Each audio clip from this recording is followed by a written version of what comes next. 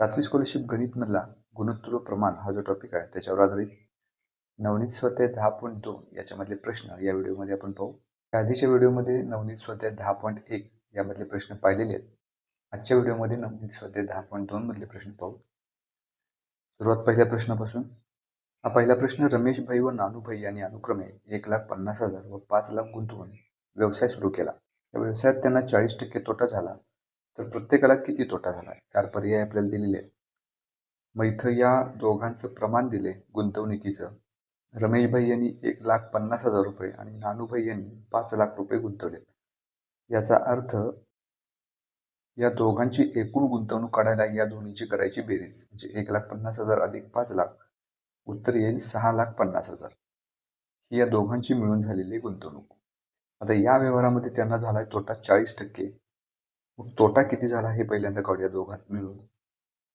मग ते काढायला 6,50,000चे 40% काढायचे, म्हणजे 6,50,000ला 40/100 गुणायचं. मग या 2 शून्याला इथं 2 शून्य निघून जातील. 6,500 गुणिले 40, उत्तर येईल 2,60,000. इतका तोटा झालाय. आता तोटा जो आहे त्याचं प्रमाण गुंतवणुकीच्या प्रमाणावरच अवलंबून असतं. म्हणजे गुंतवणूक त्यांची 1,50,000 आणि 5 लाख आहे.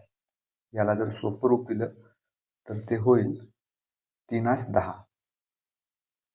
याचा अर्थ रमेश भाई यांची गुंतवणूक याचं प्रमाण 3 असेल तर नानूभाईंचं 10.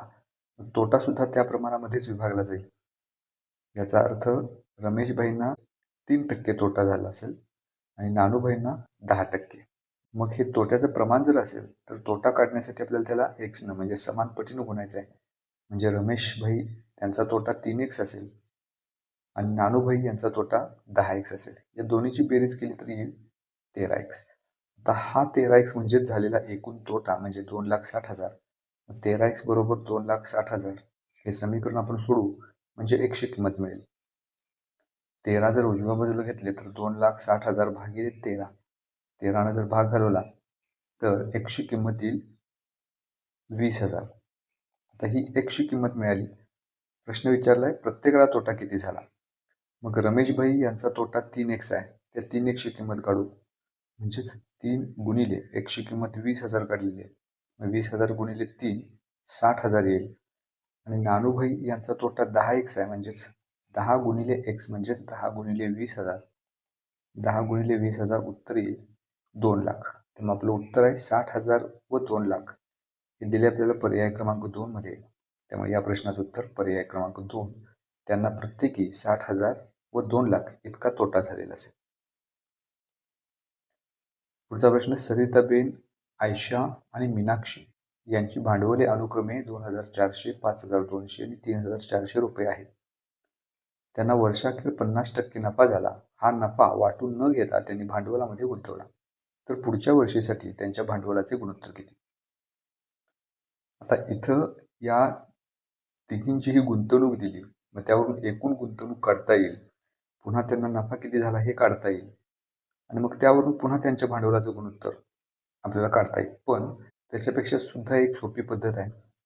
या तिघींची जी गुंतवणूक आहे ती 2,400, 5,200, 3,400. जर ह्याला सोपं रूप दिलं तर ते गुणोत्तर 24ला 52ला 34 हे त्यांचं भांडवलाचं गुणोत्तर आहे.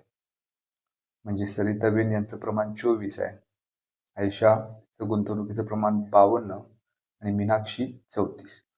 आता इथं प्रत्येकीला 50% जर नफा झाला असेल तर तो नफा सुद्धा त्या प्रमाणातच विभागला जाईल. म्हणजे भांडवल जर 24 असेल सरिताबेनचं तर त्यांचा नफा त्याच्या 50% म्हणजेच 12 असणार.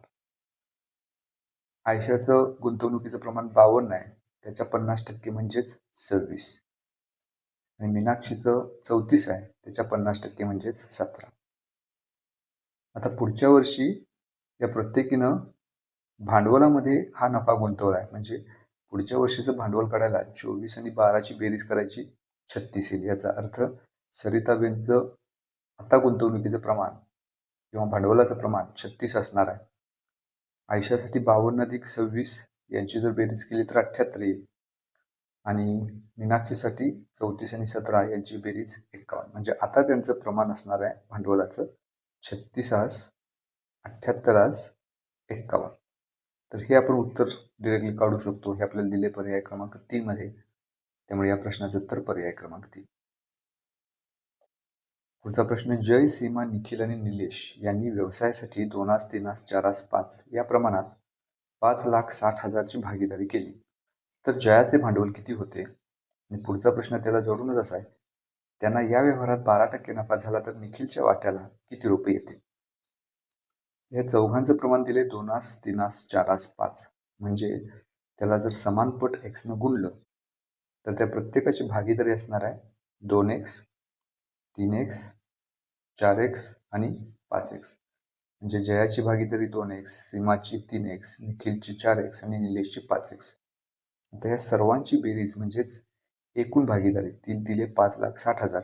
म्हणजे सर्वांची जर बेरीज केली म्हणजे 2x अधिक 3x अधिक 4x अधिक 5x तर ती येईल 5,60,000. आता हे समीकरण जर सोडवलं तर 2 आणि 3 5 आणि 5 10 आणि 4 14x मिळेल बरोबर 5,60,000. मग एकशी इथं किंमत काढायची आहे. 14 आपण उजव्या बाजूला घेऊया म्हणजे ते छेदात जातील. म्हणजे 5,60,000 भागिले 14. 14 जर भाग केला तर 14 चौक 56 आणि वर 4 शून्य म्हणजे एकशी किंमत मिळेल 40,000. तर ही झाली समानपट. आता विचारले आपल्याला जयाचं भांडवल किती? तर जयाचं भांडवल आहे 2x. मग 2x या समीकरणामध्ये एकशी किंमत ठेवूया जी आपण काढलेली आहे 40,000. म्हणजे 2 गुणिले 40,000 उत्तर येईल 80,000. तर हे झालं जयाचं भांडवल. आता जयाचं भांडवल 80,000 आहे असा एकच पर्याय आपल्याला दिसतोय पर्याय क्रमांक 3 मध्ये. त्यामुळे तेच आपलं उत्तर असणार आहे. कारण पुढचा ह्याच्यामध्ये प्रश्न असा विचारला की त्या व्यवहारात त्यांना 12% नफा झाला असेल तर निखिलच्या वाट्याला किती येतील? पण ते न करता सुद्धा आपण या प्रश्नाचं उत्तर मिळवू शकतो. कारण जयाचं भांडवल 80,000 हे एकाच पर्यायात दिले आपल्याला. त्यामुळे पर्याय क्रमांक 3 हे आपलं उत्तर म्हणजे निखिलच्या वाट्याला 19,200 रुपये येतात. तरी सुद्धा आपण ते कॅल्क्युलेट करूया की निखिलचा नफा 12%नं 19,200 रुपयेच होतात का? मग त्यासाठी पहिल्यांदा एकूण नफा जो झाला आहे 12% तो काढावा लागेल. मग गुंतवणूक आहे 5,60,000 त्याची 12% काढायची म्हणजेच 5,60,000ला 12/100 न गुणायचं. या 2 शून्याला 2 शून्य निघून जातील. 5,600 गुणिले 12 उत्तर येईल 67,200. हा झाला एकूण नफा. आता यामधलं निखिलचं प्रमाण काढायचं. निखिलचं गुंतवणुकीचं जे प्रमाण असणार आहे तेच त्याच्या नफ्याचं पण असणार. निखिलचं प्रमाण 4 आहे. आता हे 4 कशापैकी तर एकूण नफ्यापैकी. या 2 3 4 आणि 5 यांची बेरीज केली तर ते 14 येईल. याचा अर्थ निखिलचं प्रमाण 4 आहे. कितीपैकी तर एकूण 14 पैकी. मग त्याचा नफा सुद्धा त्या प्रमाणातच त्याला मिळणार आहे. मग तो नफा काढायला 4/14 एकूण जो नफा झालाय 67,200 त्याला गुणायचं म्हणजे निखिलचा नफा मिळेल. इथं 14 67,200ला जर भाग घालवला तर 4,800चा भाग जाईल आणि 4 गुणिले 4,800 म्हणजेच 19,200 हा नफा निखिलचा होईल जो इथं आपल्याला दिलेला आहे. त्यामुळे या प्रश्नाचं उत्तर पर्याय क्रमांक 3. पुढचा प्रश्न आहे, अ व ब यांनी मिळालेला 42,000 रुपये नफा 3/7 या प्रमाणात वाटून घेतला. प्रत्येकाने आपल्याला मिळालेल्या नफ्यापैकी 3% रक्कम सैनिक कल्याण निधीला दिली तर प्रत्येकाने किती रक्कम निधीसाठी दिली? मग इथं 2 व्यक्ती आहेत अ आणि ब. त्या दोघांचाही पहिल्यांदा आपल्याला नफा काढावा लागेल. एकूण नफा मिळाला आहे 42,000. त्यामधलं अ चं प्रमाण 3 आहे आणि ब चं प्रमाण 7 आहे. या दोन्हीची जर बेरीज केली तर 3 आणि 7 ची बेरीज 10 येईल. त्यांचं प्रमाण समजा x आहे किंवा त्या समान पटीला आपण x म्हणूया. मग 10x बरोबर 42,000. जो एकूण नफा झाला आहे तो 10x आहे. मग x ची किंमत काढायला म्हणजे समान पट काढायला 10 आपण उजव्या बाजूला घेऊया छेदात जातील म्हणजे 42,000 छेद 10 उत्तर येईल 4,200. x ची किंमत झाली. मग आता अ ची गुंतवणूक किती हे कसं काढायचं तर अ ची गुंतवणूक आहे 3x आणि ब ची गुंतवणूक आहे 7x. 3x म्हणजेच 3 गुणिले x. x ची किंमत 4200 काढलेली आहे. मग 4200 गुणिले 3 उत्तर येईल 12,600. आणि त्याच पद्धतीनं ब ची गुंतवणूक 7x आहे म्हणजे 7 गुणिले x 7 गुणिले 4200 हा जर गुणाकार केला तर उत्तर येईल 22,400. आता या प्रमाणात त्यांचा नफा आपण मिळवला. आता त्यापैकी 3% रक्कम त्यांनी सैनिक कल्याण निधीला दिलेली आहे. मग अ न किती टक्के रक्कम दिली हे कसं काढायचं? तर 3% काढायचे 12,600चे, म्हणजेच 12,600ला 3/100 न गुणायचं. या 2 शून्याला 2 शून्य निघून जातील. 126 गुणिले 3 उत्तर येईल 378. त्याच पद्धतीनं ब न सुद्धा 3% रक्कम दिलेली आहे, त्यामुळे 3/100 न गुणायचं. त्याचा जो नफा आहे त्याला, म्हणजेच 22,400ला. हे जर काढलं तर ब न किती रक्कम सैनिक कल्याण निधीला दिली ते आपल्याला मिळेल. इथं सुद्धा 2 शून्याला 2 शून्य निघून जाईल.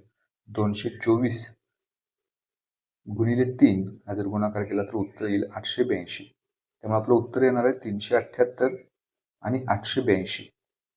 तर हे दिले आपल्याला पर्याय क्रमांक 4 मध्ये. त्यामुळे या प्रश्नाचं उत्तर पर्याय क्रमांक 4. पुढचा प्रश्न, दिनेश व रमेश यांनी अनुक्रमे 1 लाख आणि 40,000 गुंतवून एक उद्योग सुरू केला. या उद्योगात त्यांना 20% तोटा झाला तर रमेशचा तोटा किती? सर्वात आधी यांची एकूण गुंतवणूक करूया.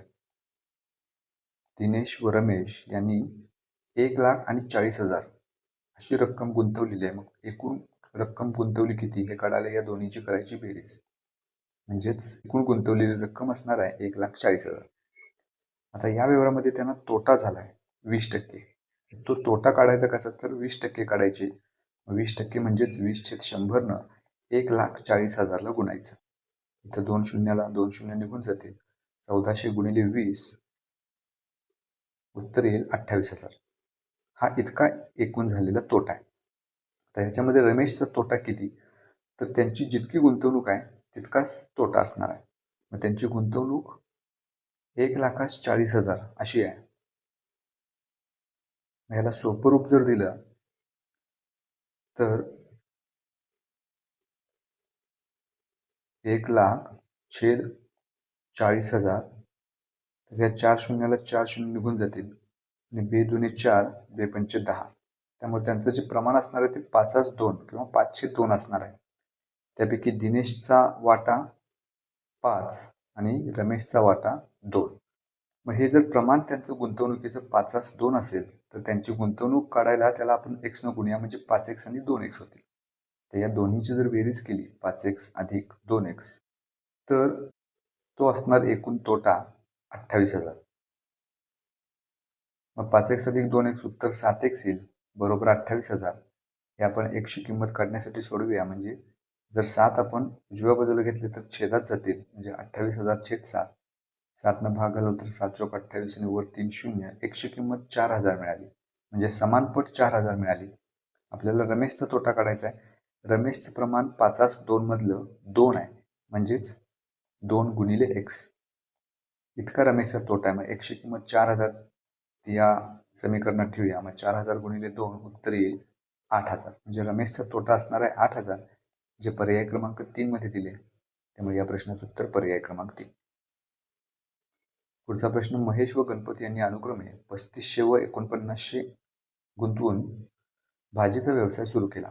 वर्षाखेरीस महेशच्या वाट्याला 1,000 नफा मिळाला तर एकूण नफा किती? आता इथं महेश आणि गणपत यांची गुंतवणूक दिलेली आहे 3,500 आणि 4,900. जर याला सोपं रूप आपण दिलं तर 3,500 भागिले 4,900, या 2 शून्याला 2 शून्य निघून जाईल. 7 35, 7 49. त्यामुळे गुणोत्तर येईल त्यांचं 5/7. याचाच अर्थ 5/7. मग हे त्यांचं गुंतवणुकीचं प्रमाण आहे. मग त्यांची ऍक्च्युअल गुंतवणूक काढायला या दोन्ही संख्यांना x न जर आपण गुणलं तर त्यांची गुंतवणूक होईल 5x आणि 7x. आता त्यांनी गुंतवलीत एकूण रक्कम किती? तर त्याच्यासाठी या दोन्हीची करायची बेरीज, म्हणजे 3,500 अधिक 4,900. या दोन्हीची जर बेरीज केली तर उत्तर येईल 8,400. आता या प्रश्नामध्ये महेशचा नफा दिलाय 1,000 रुपये. मग त्यांच्या गुंतवणुकीचं प्रमाण 5/7 आहे, म्हणजेच 5x आणि 7x असेल तर नफ्याचं सुद्धा प्रमाण तेच असणार आहे. म्हणजे महेशचा नफा असणार आहे 5x आणि गणपतचा नफा असणार आहे 7x. मग इथं आपल्याला महेशच्या वाट्याला 1,000 रुपये नफा मिळाला असं दिले आपल्याला, म्हणजेच 5x बरोबर 1,000. याच्यानुसार आपण x ची किंमत, म्हणजे समान पटीची किंमत काढू शकतो. त्याच्यासाठी 1000ला 5 जर उजव्या बाजूला घेतले तर छेदात जाईल. 5ने 1000ला भागू, उत्तर येईल 200. त्यामुळे ही समानपट आपल्याला मिळाली. मग ही समानपट म्हणजेच काय, याच्यावरून आपल्याला गणपतचा नफा पण काढता येईल. कारण गणपतचा नफा 7x असणार आहे, कारण त्यांचं प्रमाण 5/7 आहे. 7 गुणिले 100 किंमत 200 काढली आपण, उत्तर येईल 1400. याचा अर्थ 1400 हा नफा झाला गणपतचा आणि महेशचा नफा 1000 दिलेलाच आहे. प्रश्नात विचारले एकूण नफा किती, तर एकूण नफा काढायला या दोन्हींची करायची बेरीज. या दोन्हीची बेरीज येईल 2400. त्यामुळे एकूण त्यांना झालेला नफा 2400 रुपये आहे, जे पर्याय क्रमांक 2 मध्ये आपल्याला दिले. त्यामुळे या प्रश्नाचं उत्तर पर्याय क्रमांक 2.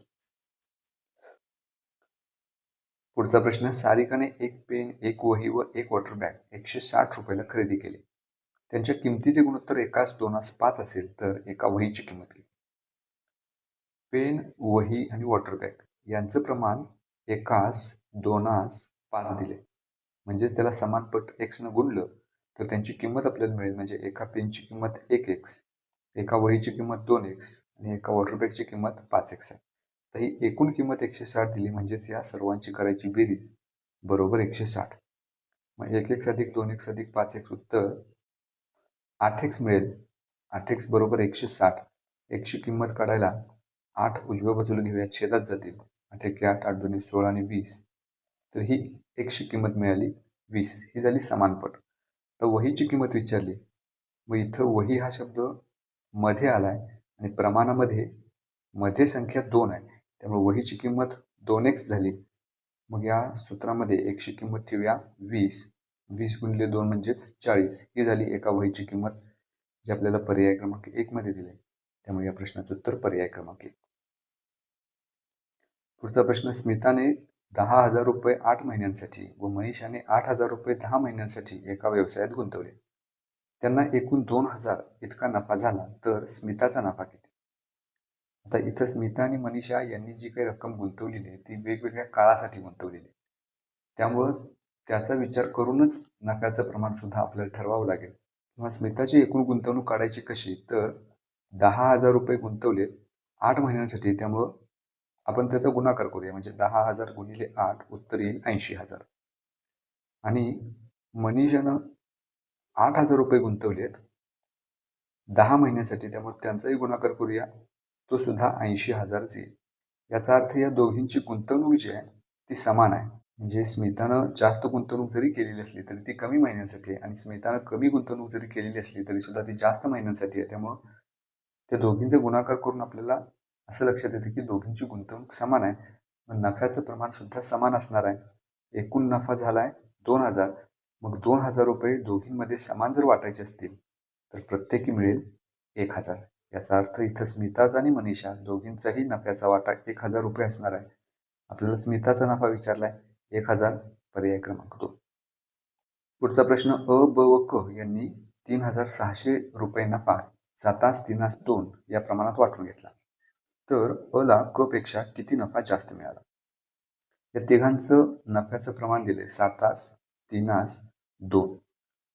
मग हे प्रमाण असेल आणि याच्यावर आपल्याला नफा काढायचा असेल तर याला समान पटीने गुणायचं आहे. समजा अ चा नफा 7x आहे, ब चा नफा 3x आहे आणि क चा 2x. आता हा सर्वांचा नफा जो एकत्र आपण केला तर तो दिलाय 3,600, कारण एकूण 3,600 इतका नफा दिलेला आहे. आता या सर्वांची बेरीज करू. 7 आणि 3 10 आणि 2 12x बरोबर 3600. मग x ची किंमत आपल्याला पहिल्यांदा काढायची आहे. त्याच्यासाठी 12 आपण उजव्या बाजूला घेऊया, म्हणजे छेदात जातील. 12नं 36ला भाग घालवला तर 12 त्रिक 36 वर 2 शून्य. ही x ची किंमत मिळाली आपल्याला 300 रुपये. आता अ ला किती नफा मिळाला हे आपल्याला काढावं लागेल. नंतर क ला किती नफा मिळाला हे काढावं लागेल. मग त्यांची तुलना करता येईल. मग अ चं नफ्याचं प्रमाण 7x आहे, म्हणजे 7 गुणिले x. मग x ची किंमत इथं 300 आपण काढलेली आहे. 7 गुणिले 300 म्हणजेच 2100. म्हणजे अ ला 2100 रुपये मिळाले. क ला किती मिळालं, तर क चं प्रमाण आहे 2x, म्हणजेच 2 गुणिले x ची किंमत 300. 300 गुणिले 2 600. म्हणजे अ ला 2100 रुपये मिळालेत आणि क ला 600 रुपये मिळालेत. मग 600 पेक्षा 2100 कितीनं जास्त आहेत, तर 1500 मिळाले. त्यामुळं अ ला क पेक्षा 1500 रुपये जास्त नफा मिळाला. हे आपलं उत्तर पर्याय क्रमांक 3 मध्ये दिले, त्यामुळे या प्रश्नाचं उत्तर पर्याय क्रमांक 3. पुढचा प्रश्न, राम व श्याम यांनी अनुक्रमे 3 लाख व 4 लाख गुंतवून एक व्यवसाय सुरू केला. वर्षाखेरीस श्यामला 56,000 इतका झालेल्या नफ्यातील वाटा मिळाला. तर एकूण नफा किती? मग एकूण नफा जर काढायचा असेल तर श्यामचा नफा दिलाय, आपल्याला फक्त रामला किती नफा मिळाला ते काढावं लागेल, म्हणजे आपल्या प्रश्नाचं उत्तर. मग त्याच्यासाठी सर्वात अगोदर यांनी जी रक्कम गुंतवलेली आहे त्याचं प्रमाण काढायचं आहे. ती रक्कम आहे 3 लाख व 4 लाख. यांचं प्रमाण जर काढलं तर ते येतं 3:4. याचा अर्थ राम त्याची गुंतवणूक असणार आहे 3x आणि श्यामची गुंतवणूक असणार आहे 4x. मग त्यांचं नफ्याचं प्रमाण सुद्धा त्या प्रमाणातच असणार आहे, म्हणजे जशी गुंतवणूक आहे, जे गुंतवणुकीचं प्रमाण तेच नफ्याचं प्रमाण. मग ह्या प्रश्नात आपल्याला श्यामला मिळालेला नफा दिलाय. श्यामचं नफ्याचं प्रमाण 4x आहे आणि ते दिले आपल्याला 56,000, कारण श्यामला 56,000 इतका नफा किंवा त्या नफ्यामधला वाटा मिळाला आहे. मग एकशे किंमत काढायला 4 आपण उजव्या बाजूला घेऊया, छेदात जातील. 4ने 56ला जर भाग घालवला तर 14×56 वर 3 शून्य ही एकशे किंमत आपल्याला मिळाली. आता ही एकशे किंमत घेऊन रामला किती नफा मिळाला ते पण आपण काढू शकतो. मग रामचं नफ्याचं प्रमाण 3x आहे, म्हणजेच 3 गुणिले 1ची किंमत 14,000. मग 14 गुणिले 3 42,000 हा रामला नफा मिळाला आहे. आता एकूण नफा काढायला काय करायचं, तर श्यामचा नफा 56,000, त्याच्यामध्ये रामचा नफा 42,000 मिळवायचा. उत्तर मिळेल 98,000. तर हे आपलं उत्तर पर्याय क्रमांक 3 मध्ये दिले, त्यामुळे या प्रश्नाचं उत्तर पर्याय क्रमांक 3.